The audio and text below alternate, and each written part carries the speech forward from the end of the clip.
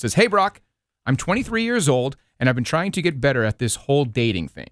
But it feels like there's so much to figure out. Sometimes it seems like everyone knows what they're doing, except for me. I just want to be myself and meet someone who likes me for who I am.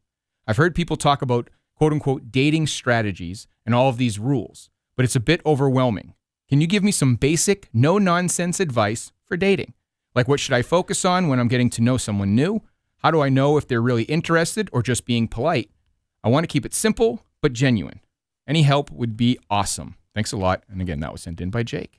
All right, Jake. Again, thank you so much for writing this in. I was saying earlier, this is probably the majority of the questions I get from the guys that reach out to me. So just real quick, I want you to understand you are not the only person that doesn't really know how to do this dating thing. It's, you're in the boat with everybody else. Even though they might be putting on a good face, everybody's confused. Dating today is complicated. But I'm going to give you just a couple of tips to make sure that you're having really, really good success. First thing that you need to make sure before you go on any dates, and this is something I preach to the guys. I know it might sound kind of weird, but really make sure to increase your odds of making sure that the person shows up to your first date. Have your social media in check. And everyone's going to be like, "Wait, what are you talking about?" Guys, every woman that you talk to, if you meet her on a dating app, if you slide into her DMs, even if you meet her out and about, she's going to check your social media by the time the night is over. And she's going to see if you're a weirdo, if you have friends, if you're talking to multiple girls, what kind of friends you have. She's going to go through all your friends list. She's going to go through all your interests. She's going to see where you work, all these types of things. Make sure you're not posting, you at a keg party and doing all this type of crazy stuff. Make sure your social media is really cleaned up and that you got some flattering photos, because these women have a lot at risk whenever they're going out on a date with you. That first date, they're very, very nervous, and you need to do everything possible to alleviate any type of fear or, just mystery. Like try your very best to be as, presentable through social media. Now, when you actually get onto that first date, it's really important that you have some really good first date questions. And I can tell you a couple, but I can also tell you I have a lot of video content on my YouTube channel talking about this specific thing, how to have the best luck on your first date. So it comes down to your presentation, comes down to the types of questions you ask, comes down to the type of date that you plan. So if you're not already subscribed to my YouTube channel, which is Brock Olsen, the dating expert, go do that right now, because I probably have close to 30 videos dedicated to just first dates and interactions, making sure that stuff goes really, really well. But make sure you have some really good and fun date questions. You don't need to be asking, how long have you been here? Like, what do you like to do for fun? Those types of questions, you might think, oh, well, what's wrong with that? Well, they're boring. They're just boring, and they don't promote like you standing out from the crowd. And I do say from the crowd because people are dating multiple people at once. We're talking to multiple people. We're connected through dating apps and social media. The ladies, especially today, they have so many options. And if you want to have the best chance of standing out, you need to have some really good, fun, engaging, unique first date questions that make you stand out, but also get you information that, gets that, like, where are you from and all that type of stuff, but gets it without you having to ask specific questions. So you can say, like, what was your childhood like? That's probably my favorite first date question. And some people might say, well, Brock, that's a little bit personal. But really, it gets some questions answered, like, how many siblings do you have? Where did you grow up? Did you come from this type of socioeconomic background? Did you go on vacations? What kind of school did you go to? All these types of questions you can get answered in one question like that. And I guarantee she's never been asked that in her life. Yeah. That will definitely stand out. So make sure you have some really good first date questions.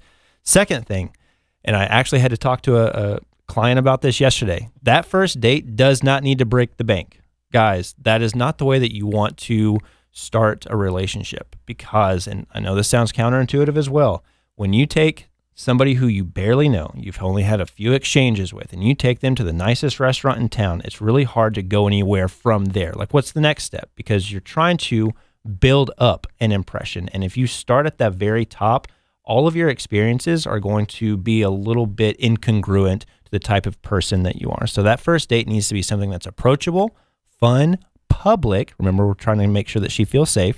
Make sure it's public, and something that she's able to contribute slightly. And even if it's a restaurant, something like that, make sure that she has an opportunity, maybe like if she wants to leave the tip or something like that, or if you're going to go see a movie, she can buy concessions, whatever. But it doesn't need to be a $200-$300 experience. And that's exactly what I experienced last night with a client. And I was like, why'd you do that? We've talked about that. And he's like, well, I wanted to make a good impression. I was like, you did the complete opposite. And guess what? She ghosted him after that. Almost like trying too hard? He was trying too hard. Yeah. And here's the other thing is, when you do that for the first date, women wonder, do you do this for everybody? What makes me special? Are you doing this type of treatment for everybody? What makes me unique? And then they don't feel like that they're earning anything. Women want to, just like guys, we want to feel like we're accomplishing something, like we're showing up, and we want adequate reward for our investment. At the same time, you don't want to be too cheap. You don't want to be too cheap. Yeah, There has to be a healthy medium. There is. And if you have questions about what type of date ideas around Chattanooga, reach out to me. Slide into my DMs. I'll tell you all the great date spots.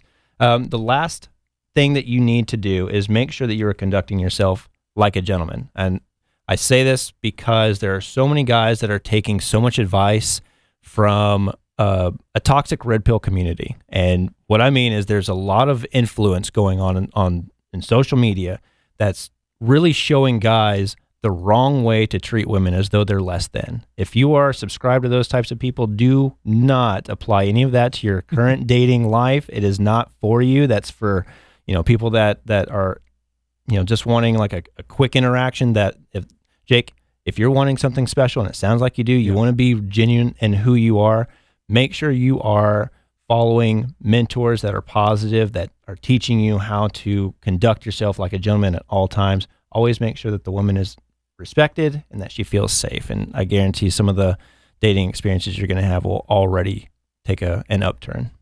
Do you have any advice for the question? He goes, how do I know if they're really interested or just being polite? Sure. Just to touch on that, because that is an interesting topic, and I know signals can get mixed very, very easily. Yeah. I mean, you can really tell by the types of questions that they ask, but my favorite way to tell somebody is actually investing and that they're being genuine is that they're being consistent. Like, it's not just, they message you once a day. Like, no, they're consistently trying to communicate. They're consistently trying to check on you. They're consistently trying to see you. They're consistently investing, and whatever that investment looks like, they're doing it consistently. Consistency is king, and I've talked about that many, many times on this show. Very good. Thank you, Jake, for writing in. Thank you, of course, Brock, for the advice. And remember, everybody go and go to brockolsen.com. Of course, check you out on YouTube for all that. So if Jake really wants to dig in, he can. Sure. Plenty to work with there. Again, if you out there have a question that you would like Brock to tackle, send me an email. That's Gino, Gino, at WDODradio.com. You can also use the Hits 96 mobile app and send us a voice message. Or, of course, you can reach out on social media. Brock, thanks for the advice. We'll talk to you next week. Sounds good, Gino. Thank you.